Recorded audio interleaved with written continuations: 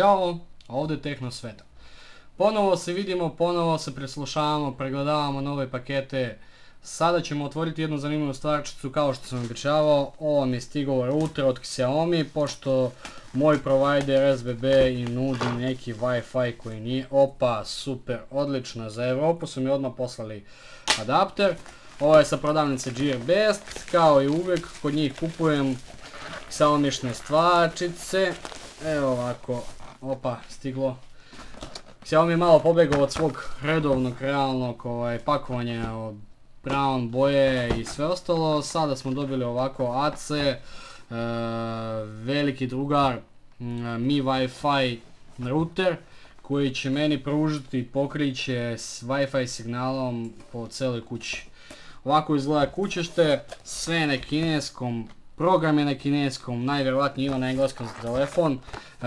Koliko sam ja gledao pregleda do sada, napravit će pregled ili ga neće napraviti ili će samo da kažem da li ovo valje, da li treba kupovati ili ne. To ćemo sve da vidimo. Za sada ovo je naš drugar, sada ću njega da otvaram, da prikopčavam i sve ostalo. Sad da vidimo šta se nalazi kod nas u pakovanju. Na carini nisu otvarali, zapakovano sa obje strane. To je super, naplatili su mi cenu kako se njima čefnulo, to je standardna stvar. Otvaramo s jedne strane, kutija je dosta velika, nisam očekivao da je ovako baš veliki drugar. Bela boja mi se dopada, naručio sam i VTV, tako da je sve zajedno će da, opa, kutija je baš velika. Ni on sam nije mali, sve je lepo upakovano. Imamo ovako lepu zaštitnu folijicu koja je upakovana sa antene da se izvlači ovako. Vidite, ovo izgleda jako lepo. Jako je lep. Lep mi je, skroz je dobro. Skroz je zanimljiva stvarčica, antenice, tu su, baš je dobro. Ovako izgleda. Plastika. Poklopac vjerojatno može da se skida, nazad imamo jedan USB, jedan reset port, dva LAN-a, mogli dobaviti s 4, jedan Wi port i napajanje naravno. Ovdje ima rupi za hlađenje, sve ostalo je dosta lagan. Verujem da se sigurno nije mogli njega, vidim ja ovdje od crte ploče i ona dođe do ovdje negdje. Znači oni 100% mogli njega da naprave ovakvog. I ne bi ništa ali zbog stabilnosti i sve ostalo i izgled jako je lepo.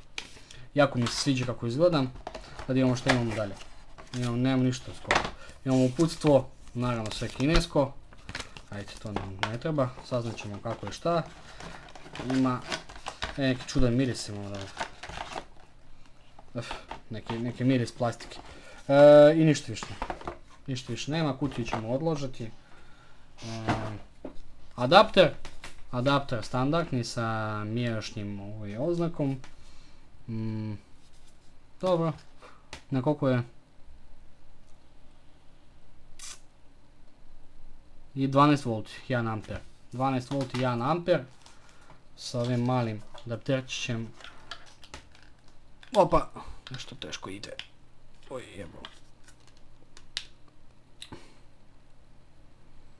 Šta je se desilo s ovim? Evo ga.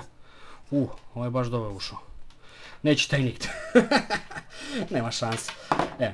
Ovo je sad za Europu spremno. Sad ćemo da ga probamo pa ćemo da vidimo kako funkcioniše.